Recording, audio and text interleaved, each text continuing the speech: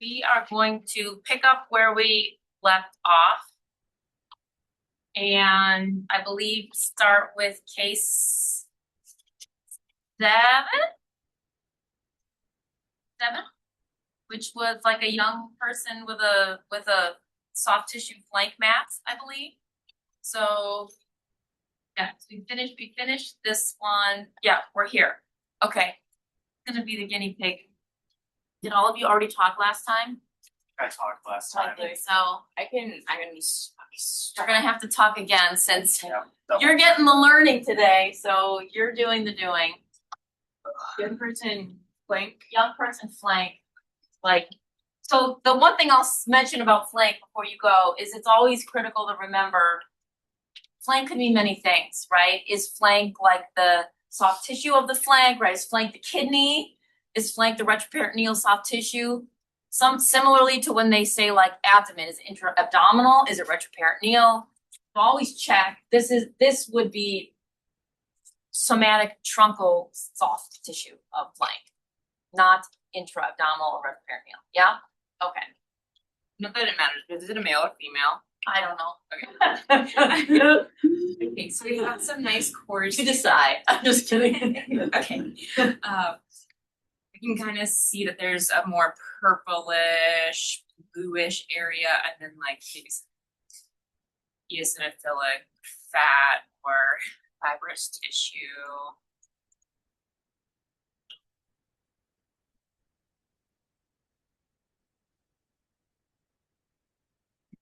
So it looks like we have a somewhat spindled proliferation with some thin wall vessels, it looks like, intermixed between.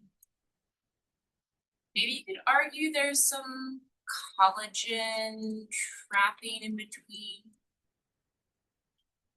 There's some nucleoli, they're not super duper prominent, but definitely noticeable. The cells themselves, like the nuclei, have pretty homogeneous chromatin, kind of smooth borders, although they are variable in size.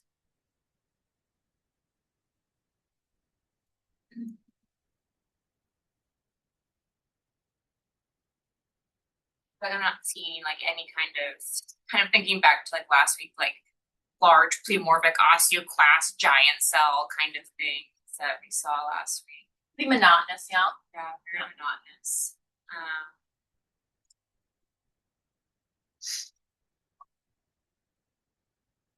So I'm thinking some spindle cell potentially proliferation, although I suppose you could argue some areas of cells with a little more epithelioid.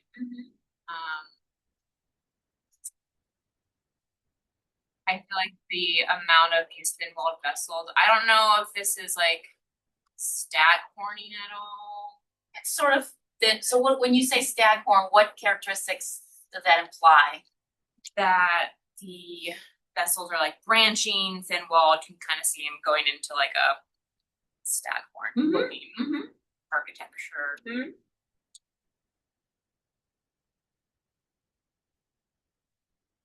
So yeah, branching, thin-walled, and dilated without really a muscular wall, right? Kind of like just an endothelial line, okay?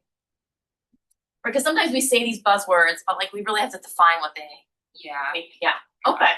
All right, so now what would be in your differential and potentially what stains might you want to work it up?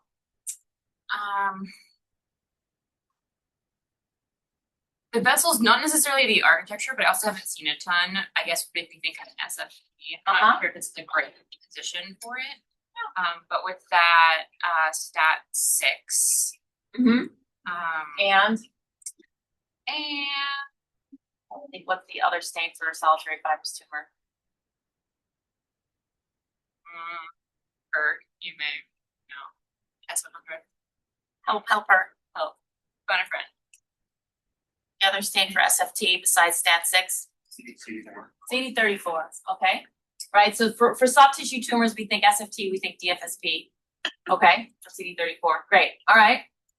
So we're thinking SFT. What else? What other spindle cell tumors, especially in, I don't know how old this person was, 20, 30 something, have these thin walled dilated blood vessels and spindle cells. So what other sort of differential diagnosis should we consider?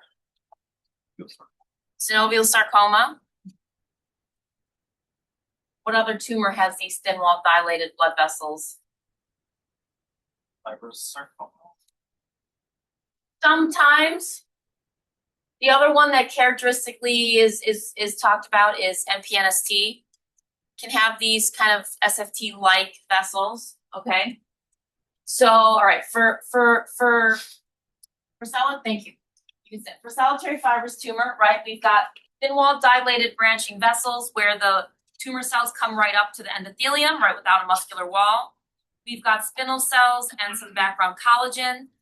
We also have I saw a few of these as we were going around, not too many, right? But I did see a few mitoses. So if we're thinking a cellular SFT, then we have to be careful because this is, you know, maybe a mitotically active one.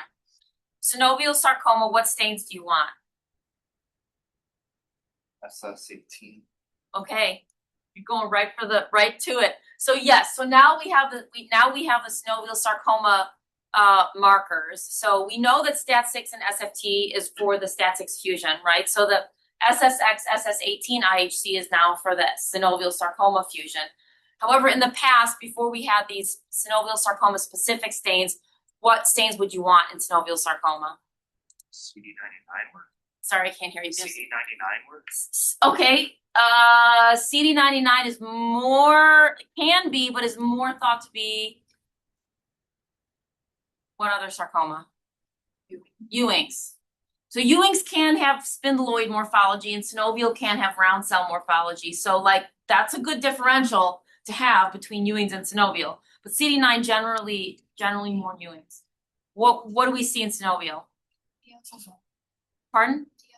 Okay, TLE1 in the past, yes, that has proven to be not specific at all. So we kind of stopped using it. Keratins and or EMA, right? So usually most synovial sarcomas should have some kind of epithelial differentiation marker, even if they don't have true epithelium. So EMA and or keratin, formerly TLE1, but now the synovial sarcoma specific markers. And in my differential, right, if we throw MPNST on there because of the vasculature, we think about S100, right? But we know the pitfall of MPNST with S100 is what? Doesn't always stain, exactly, loses it. All right. So I don't unfortunately have this, let me see. Oh, I'm on the wrong, am I on the right? Yeah, I'm on the right. Unfortunately, I don't have the stains here for this guy's can, but this ends up as a synovial sarcoma. And so if you were to go straight for the SYT SSX fusion IHC, you'd win, right? Because we don't have it here, but Mayo has it. But on your differential, I think you guys covered the main things, at least that I was thinking. So remember, right, young person, spindled, monotonous, right? Whenever we see something that's relatively monotonous, we always want to think of the fusion-associated tumors. And so things like solitary fibrous tumor and synovial sarc, in this case, are good ones. Spindle cell variant of Ewing's is also a good one. Question mark MPNST. I had a thought and it has since left my brain. Okay, nothing out here in the chat.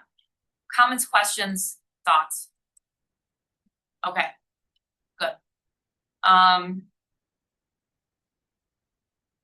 Let's do the next one.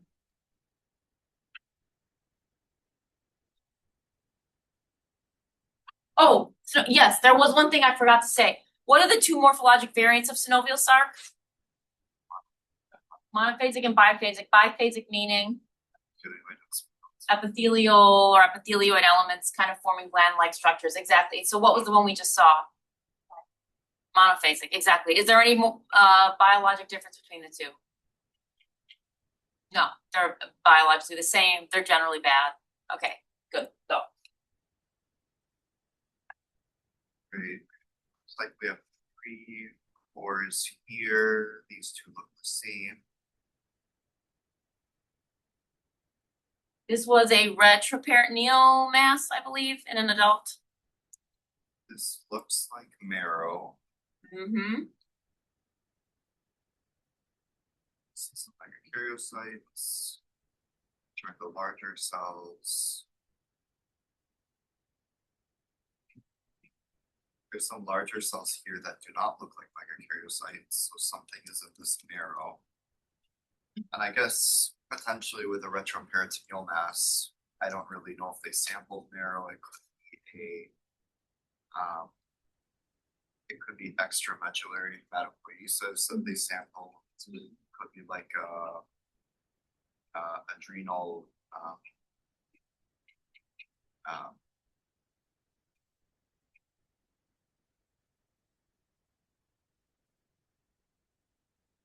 something like lipoma. Yeah, something like POMA. But I just expect normal marrow. I don't expect these larger cells here that I again don't know what they are. Again, some clustering here. I don't, these are not. Probably just immature periphery things. I'm not thinking that those are neoplastic. Are you? I would have stayed them. Okay. For what? This is really reminding me of like when you see like neuroblastoma involving okay. marrow and like pediatric patients. I see. Like a small round blue cell tumor. I see.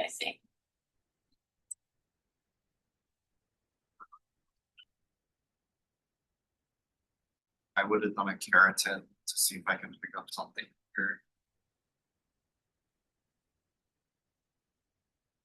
I don't know. I must be missing something. Not necessarily. Are there other cores on here?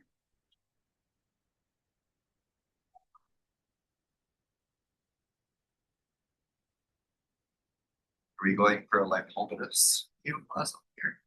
I don't know. You're the pathologist looking at this case. I'm just giving you making sure you look at all the information you're provided.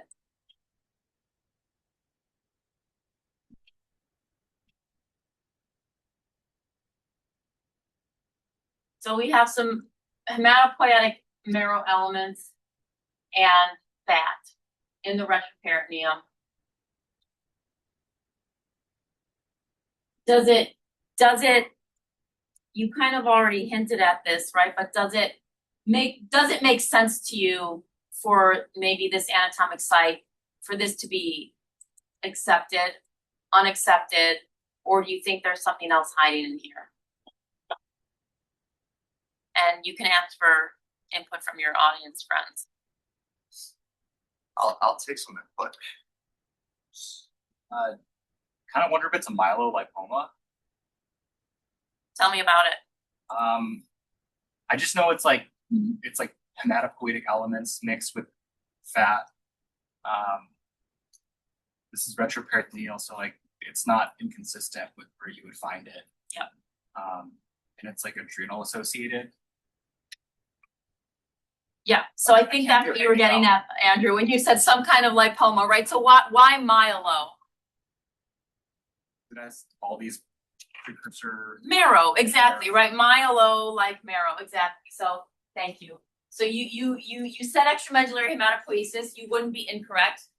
However, a mass forming process of extramedullary hematopoiesis along with fat in the adrenal retroperitoneum is myelolipoma, right? So it's not that common, but usually retroperitoneal masses are some kind of, lymph node with metastatic other tumor or sarcoma or like carcinomatosis, whatever, right? But if you don't think about myelolipoma, you may never diagnose it. This we got on service like, I don't know, a few weeks ago, right? So it happens, think about it. I don't believe that any of these marrow elements are abnormal. If they are, I totally missed something, but this is just me. So you have to think about context, right? If this were in bone, yeah, okay, then maybe we would think about like, is this a metastasis or whatever? Where's the lesion? But this is the lesion, right? This is the lesion.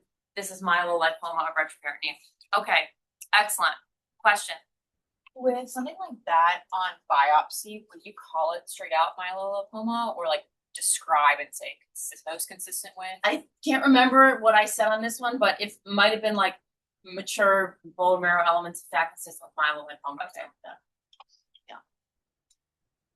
Okay, who's next?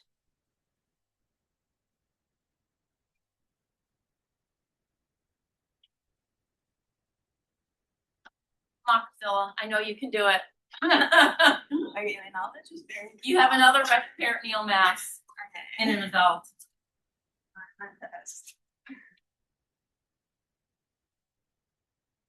You can just describe what you see and then we can always ask for help. Okay. Does this look like a core biopsy? Yeah, they look like little cores. Okay, closer look at this. I do see on first look, the stroma is very myxoid. It's just a different color, like light gray. Pale.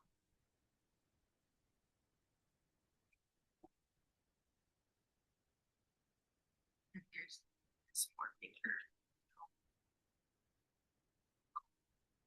What else are you seeing? Yeah.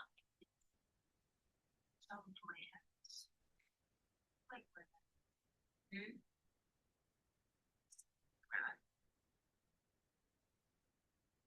not that much.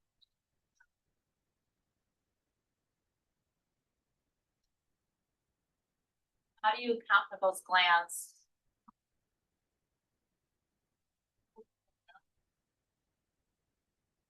Are they, do you think they're part of this lesion or do you think they're separate? Did they biopsy this through the GI tract? They biopsy this through the GI tract. So, you know, in many cases in BST service, right, we get like percutaneous, but in many cases, right, these things are stuck up on GI organs, even though they're intra-abdominal or retroperitoneal, right? So in this case, they did in fact go through a gut. All right, so those are your pickups from the path. All right, so we're dealing with the neoplasia being the other stuff. All right, continue. They're both parts. Yeah, they're just two of the same.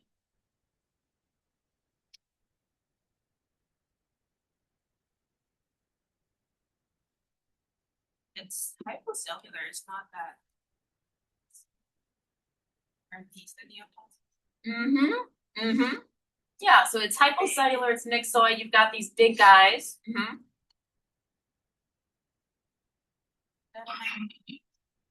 don't know, could just be a weird fragment of nucleus.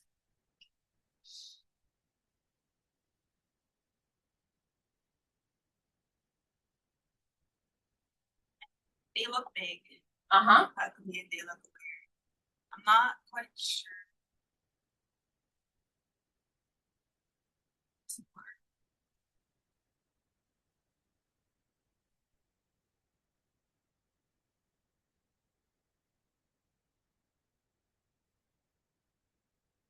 Do you have any, either one, what are you looking for in addition, or two, do you have any differential diagnoses still at this point?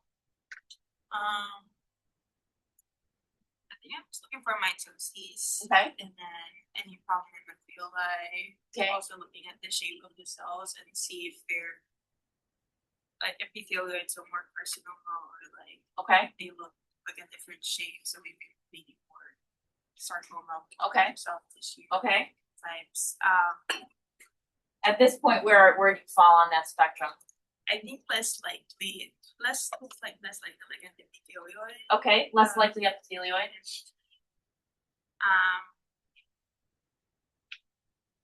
More likely spindle. More likely spindle. Okay, or mesenchymal. All right. Yeah. And I think those are the neoplastic cells. Uh-huh. Okay. So, sure. Beyond that, do you have a differential diagnosis, or do you want to phone a friend? I would like to phone a friend. Okay, friends.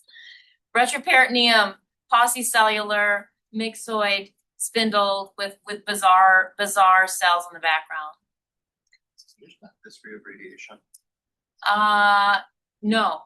What are you thinking if they did? I was thinking like a radiation-induced sarcoma. Okay. Does a radiation-induced sarcoma have any particular morphology? No, I don't think so. No. But I just remember, I feel like I'm just a little bit biased because when I had a case, it kind of looked like this, where it was just very bland looking, very hyperchromatic, small spindle cells. And it was basically like a diagnosis of exclusion, but it just reminded me right away. Yeah. So radiation-induced sarcoma is morphologically any sarcoma, of the differentiated or non-differentiated sarcomas that happen in a previously radiated field, usually 5 years, 10 years, 15, even 20 years. They don't necessarily always have to have this amount of pleomorphism. If you have a sarcoma that was radiated, right, and then resected, often you get this bizarre pleomorphism. But if the sarcoma was induced by radiation, you don't necessarily always get this kind of pleomorphism, if that makes sense. All right. What other tumors? Sorry, go ahead, James. I guess one thought I had was like a myxofibrosarcoma, but I'm like reading more about it, and it's kind of weird to have it in this location. Mm-hmm. But it says that something it could be is like a D. diff liposarc. Okay. So it's just they sampled an area that just doesn't look like a liposarc, but it is. So let's start from the beginning. So myxofibrosarcoma, because of the myxoid, fine. Because of the bizarre cells, fine. But you're right. In the retroperitoneum, we're not really thinking this. So now you're thinking about liposarc. What are the types of? Thank you. You can. I'll take it here. What are the types of liposarcs that we have that are our options? Myxofibrosarc and Pleomorphic, myxoid, and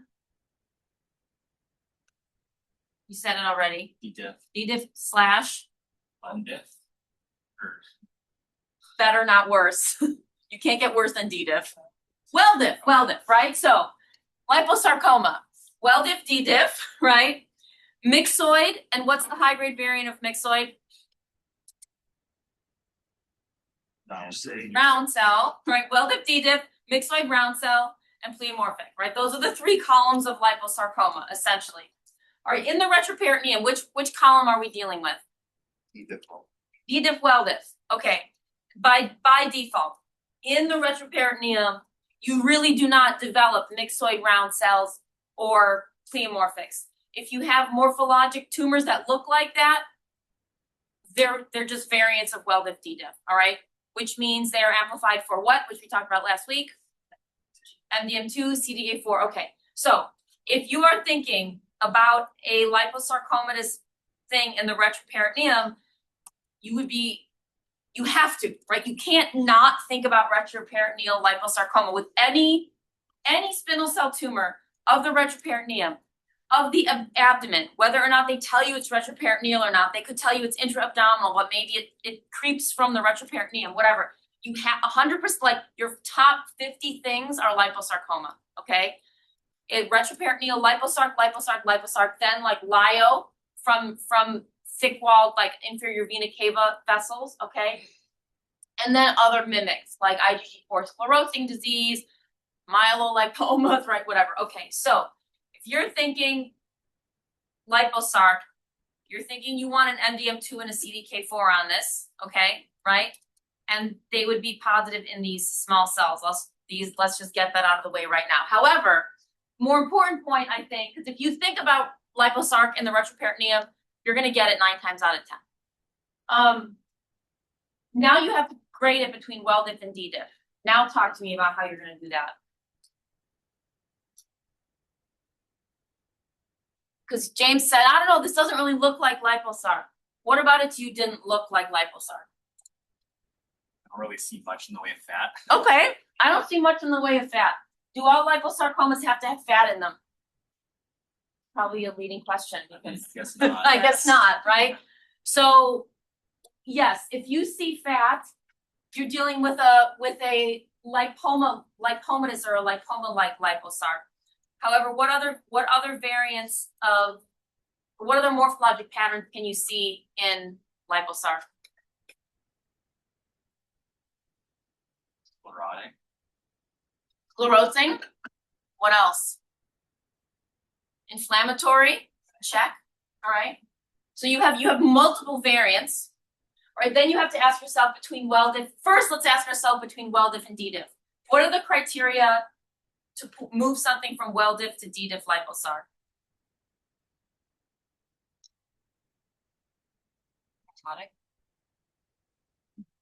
Priscilla already said that she felt that this was quite paucicellular, right? So does that feel D. diff to you?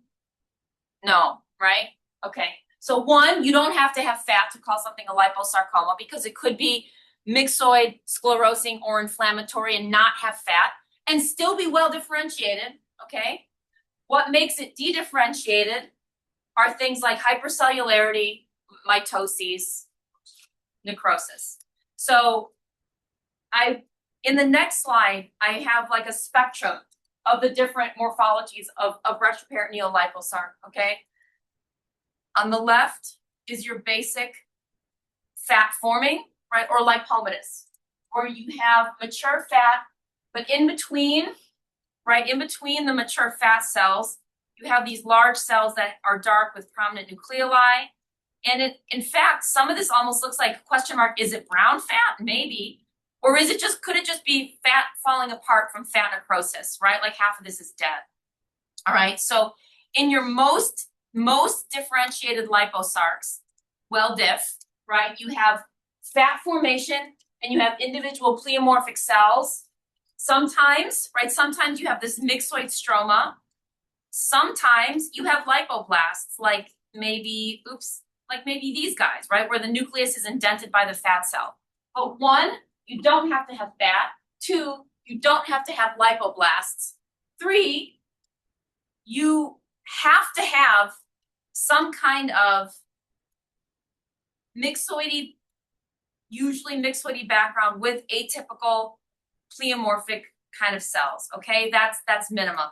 So if you were to take an area like this, right, that is myxoid with some spindly cells and some atypical cells, this could be blown up to the entire tumor, right? Because this is one of the morphologic variants of liposarc, and we cannot forget that, right? Just because you don't see fat doesn't mean it's not a fatty tumor.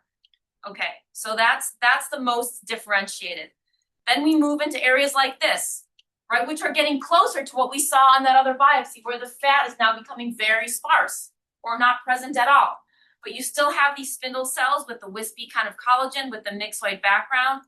And, right, occasionally, these larger atypical cells that are angulated, hyperchromatic, prominent nucleoli, right? So this smattering of this kind of randomly atypical cells admixed with smaller cells in the background, right? Classic for liposarc.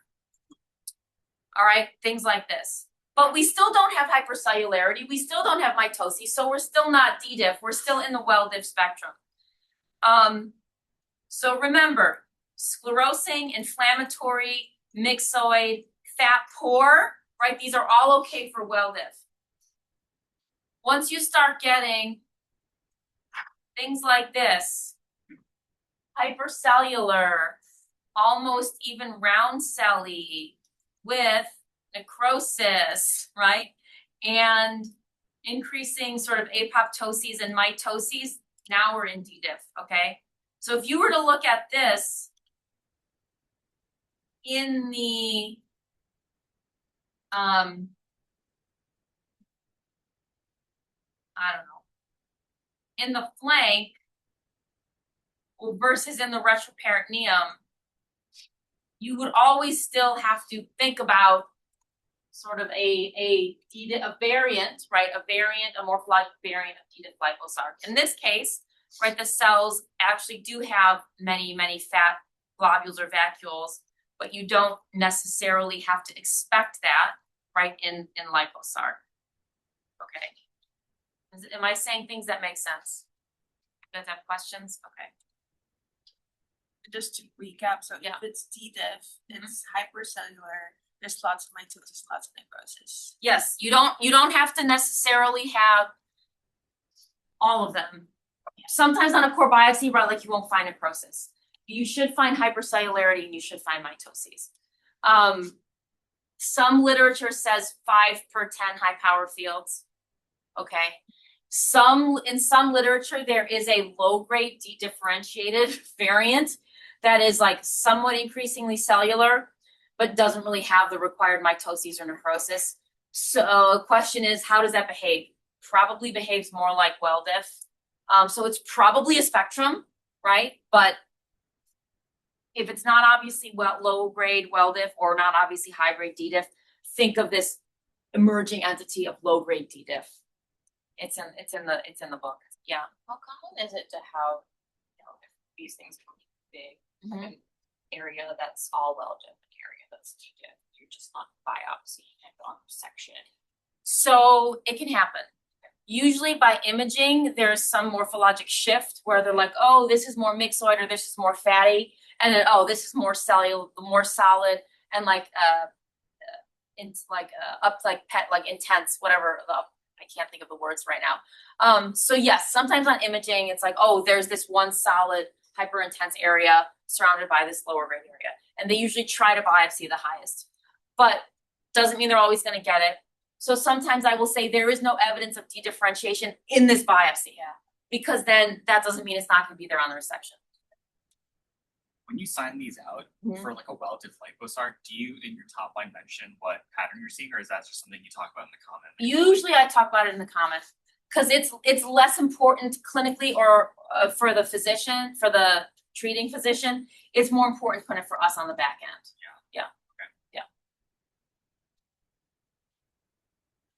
In the top line, you will say well-diff or D-diff, right? But you can give the morphologic pattern in the comment because it's less critical.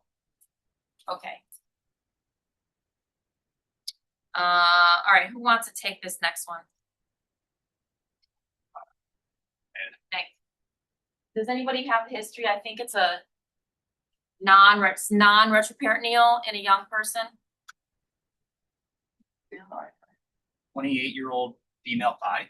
Is that right? Yeah, that seems right. Okay. I don't know.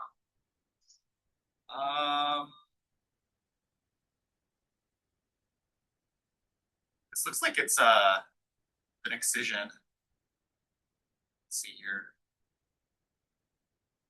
So you have on low power these more kind of pink areas, and then you have this like expansile region of kind of more myxoid appearing tissue. There's like thin walled vessels around here. And then going to higher power, this kind of loose myxoid stroma with these kind of round spindle cells interspersed. Some of them seem to have like an eccentrically placed nucleus, like a little tail on them. Doesn't look high grade, or at least there are no concerning high grade features so far. Not seeing necrosis. This area is a little bit more cellular, but trying to look for mitotic figures here.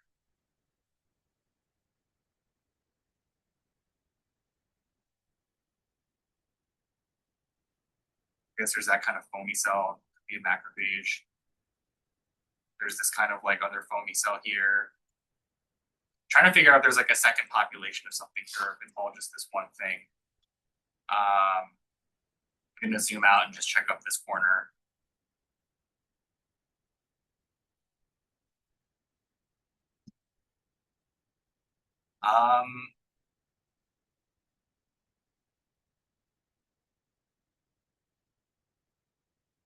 Yeah, I think that's pretty much it. Another kind of more cellular area, really prominent vessels here.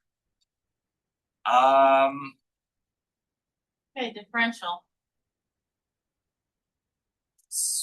We're on a limb, so I guess fibro, well, I think I just mentioned it, but Fibromyxoid comes to mind, but I don't see like I don't see large atypical cells. Right. Low-grade fibromyxoid sarcoma or myxofibrosarcoma? I think maybe low-grade fibromyxo. I get those two confused all the time. Okay. But the first one, the low-grade. The low-grade one, because you don't see anything high-grade. Okay, Yeah. All right. Yeah, I mean, I'm really just kind of in the myxoid. Okay, yeah, you're in the myxoid camp. So what other myxoid tumors do we have to put on the differential? I mean, myxoid liposarcoma. Myxoid liposarcoma. So Okay. you do MDM2 and a CDK4 again. Does myxoid liposarcoma amplify for MDM2? Oh, I guess not. I guess not. It's not okay. Any help? DDIT3 fusions? DDIT3 FUS is the fusion in myxoid liposarc, okay? Okay, right, cause it's not the weld of D diff column, it's the other column, okay? Would you just? There, yeah, so those foamy cells that James was picking out, right? Okay, here, I'll find them. Thank you, James.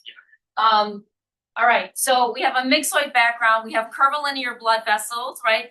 We do not have significant pleomorphism, right? If we had significantly like atypical cells, right, we could think about myxofibrosarc. We could think about welded liposarc, but we don't, right? We don't have any like wacky pleomorphism.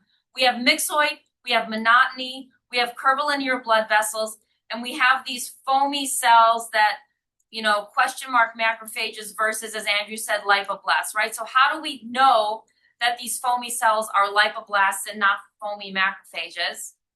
Right, the nuclei are indented by the vacuoles, right? That doesn't happen in non-fat. That doesn't happen in macrophages. So when you have nuclei, right, that are nicely indented by these foamy or fatty vacuoles, lipoblast, right? So you basically have all the things you need for myxoid liposarc. You have low-grade, monotonous, non-pleomorphic spindly stellate cells with lipoblasts, with curvilinear blood vessels, okay? So it's myxoid liposarc, right? You can get a similar pattern, right? If you saw this pattern in the retroperitoneum, then you'd say, okay, throw your MDM2, it's probably a myxoid variant of Weldiff. But in the extremity of a young person without any pleomorphism, it's basically myxoid, and if you wanted, you can do the molecular to confirm. I wanted to show you on the next slide an example of what the higher grade transformation, right, of myxoid looks like, which, as we said earlier, is, give me the words.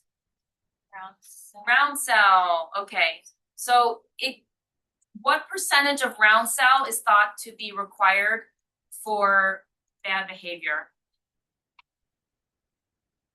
It's low. It's like 5%, right? So any percent of round cell that's 5 or above is thought to be worse. So now, right, in these areas, we still have our myxoid-ish background, right? But now we have larger cells with prominent nucleoli, maybe mitoses. So this is subtle, right? If you weren't looking for these areas, you might miss them. But compared to the other background myxoid, the cellularity is increased, the stroma is decreased, and the individual cytomorphologic features of these cells are worse, right? So compare those to our pure myxoid, right, which have nice fine chromatin, right? They're far spaced.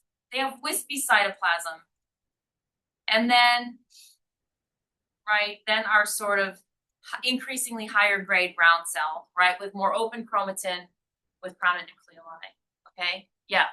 If you have a round cell high grade component biopsy, will they ever do like neoadjuvant before resection if it's a big mass, or? So the rule of thumb for all sarcomas, for most sarcomas for neoadjuvant, is it's not necessarily first line for all cases. Surgery is mostly first line for all cases, with the exception of if it's really big and it's going to be a really difficult surgery, or if it's impinging on some vital structure, they'll do neoadjuvant. So we're seeing more neoadjuvant now than we were, but they're generally never going to not go for surgery eventually, right? So yes, some cases hit neoadjuvant, some do not. It's dependent on each clinical situation, though. What you're looking for, right, post-therapy, right, what you're looking for is not always frank tumor necrosis, right? Because sometimes they don't die with geographic necrosis. Sometimes they just individually cell die. And so you're looking for sort of decrease or diminution or like fibrosis or some kind of stromal change that suggests that, you know, the tumor was here but is here no longer. All right. Okay, good. If you only have a round cell component and no myxoid or no fatty component, then you have to have a high index of suspicion for ruling other tumors out, ruling out Ewing's, right? Ruling out D. diff, ruling out other round cell sarcomas. And at last, right, resort, if you have a round cell sarcoma that you can prove is nothing else, you might have to prove it with the DDIT3 fuss to show that it's a round cell liposarc. Yeah? Last one. I think Cody's left.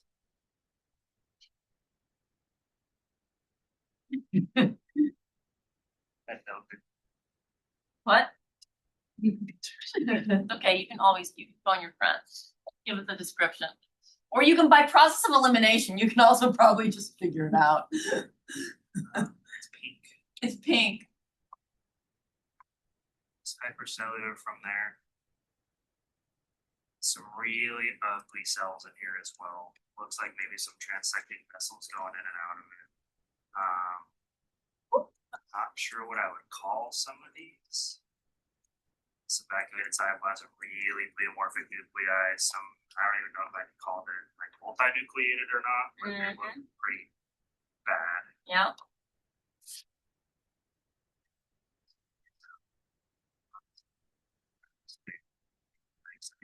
Stuff. Kind of wall to wall.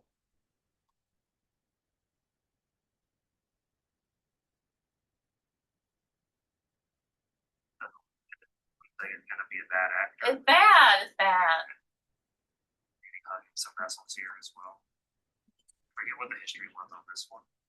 Old person arm. Yeah.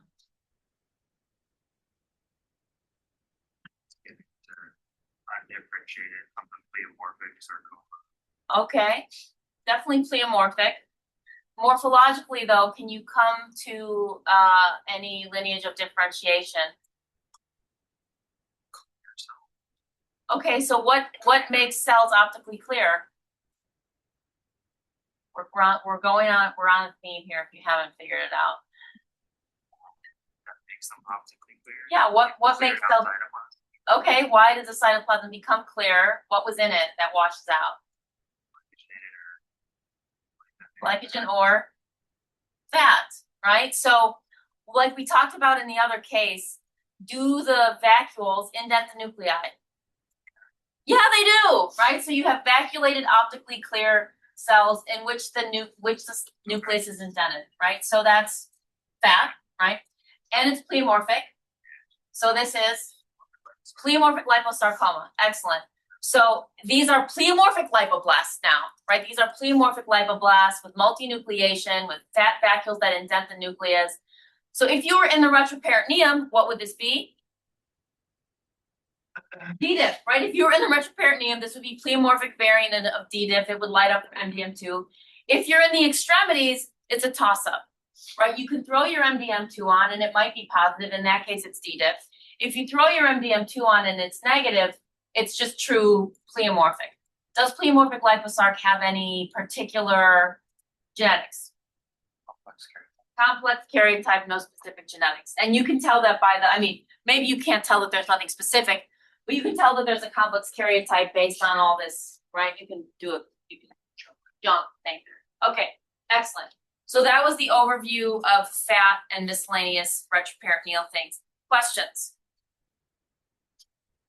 All right, we have 10 minutes. Do you want me to start the bone? Did we go over the what does low grade fibromyxoid? Oh, yes, we can do review questions. Yep, all right. What does low-grade fibromyxoid sarcoma look like? Low-grade fibromyxoid sarcoma looks like, hold on, right? So low-grade fibromyxoid sarcoma can mimic myxoid liposarc when it has very bland, monotonous cells, myxoidy background, some vessels, right? But what you really shouldn't see those lipoblasts. Right, so in areas like this, you might imagine like, okay, my differential could also be myxoid liposarc. I would argue that the amount, nature of the beautiful curvilinear blood vessels that we had in myxoid liposarc are not here. Right, so you have not the same vessels, you have not the lipoblasts, and you should have in some areas, right, more collagenous rich areas as opposed to myxoid rich areas.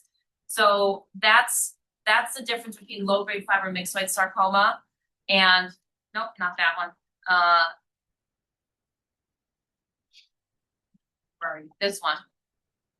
Myxoid liposarc, right? Much more prominent vessels, much more sort of watery myxoid as opposed to kind of more like almost collagenous myxoid in fibromyxoid sarcoma. And don't forget your markers, right, would be EMA and MUC4 for low-grade fibromyxoid sarcoma. Why did you just do this? Okay. I don't understand. What just happened here?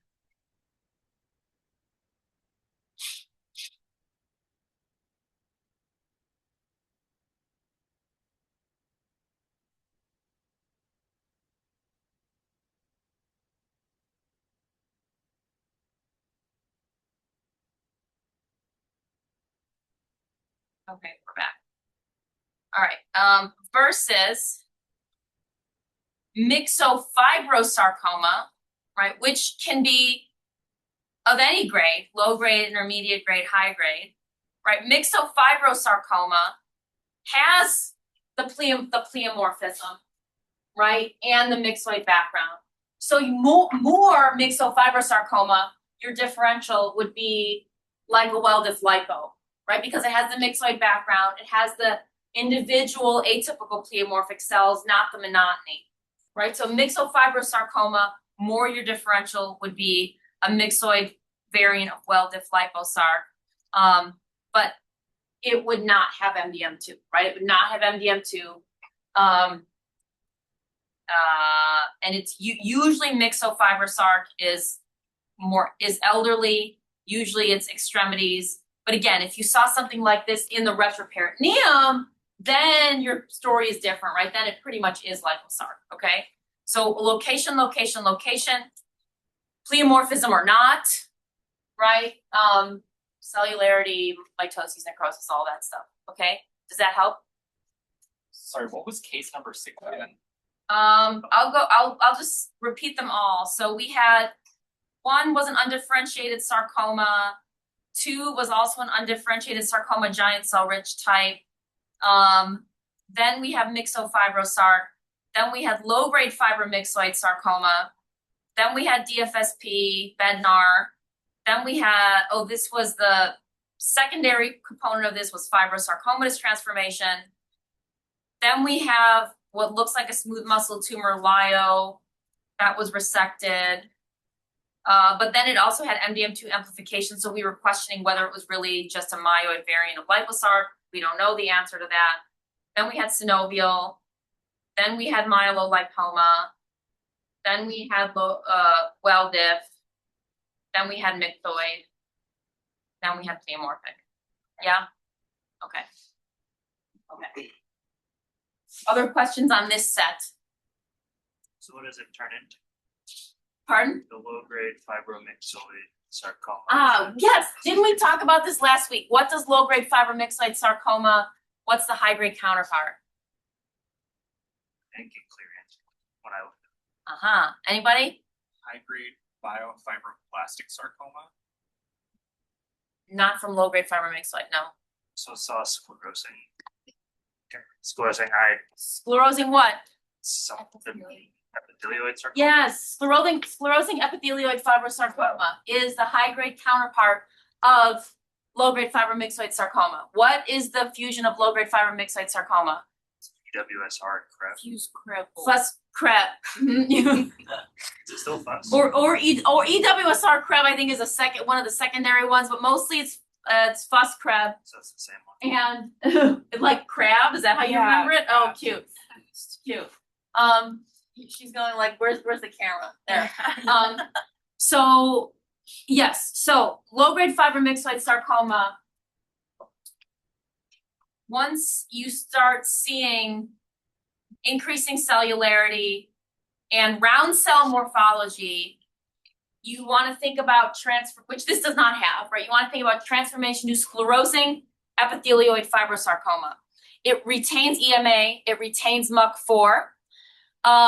You can also have sclerosing epithelioid sarcoma de novo, in which case it has a slightly variant partner. You're gonna have to look this up for me because I always forget. But de novo SEF versus SEF arising from LGF-MS. Regardless, once you get to sclerosing epithelioid, it's basically high-grade sarcoma. It can metastasize. I'm sorry, I don't have it here for you. But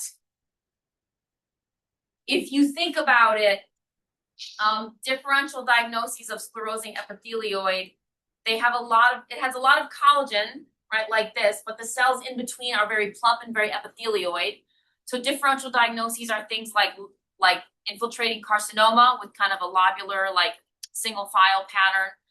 Osteosarc, because of the combination of the high-grade morphology and the collagen, which can mimic osteoid, right? So those are the things you can think about with sclerosing epithelioid. Fibrosarc. I got lost. So sclerosing epithelioid is the high grade? Is the high grade of LGF-MS. So what about undifferentiated LGF-MS? There is no such thing. So LGF-MS is either usually itself, or if it's bad, it's SEF. There's no other path transformation. Yeah. So it's not all SEFs are transformed though. Correct. Some SEFs can arise de novo without a low-grade counterpart. They can be intraosseous, they can be extraosseous, they can kind of be anywhere. Okay. SEF though, does it have to have one of those fusions? Pretty much. Yeah, okay. Pretty much. I mean, with any molecular driver, it's never 100%, right? Because there's always failures of methods of detection. There's always cryptic translocations. There's always partner variants that may be unknown, but generally yes. Generally yes, with the exception of it's never 100%, but generally it is. Then the high grade counterpart of myxofibrosarcoma is going to be high grade. Yeah, myxofibrosarcoma is myxofibrosarcoma. You get to grade it as low grade, intermediate grade, or high grade, based on the usual system that we use, right, which is the FNC LCC, based on differentiation status, mitoses, and intrinsic necrosis. And it basically looks that way because it's considered an undifferentiated sarcoma. It's basically an undifferentiated sarcoma that has a myxoid stroma. Yep. Yep. Usually they're high grade. Just usually they're high. Okay. Okay, good. So then next time we'll do the bones. Other questions? Hopefully this format is okay. If it's not, let me know. I can do something different for next time. If you like it, we'll just keep going like this. Okay. Thank you.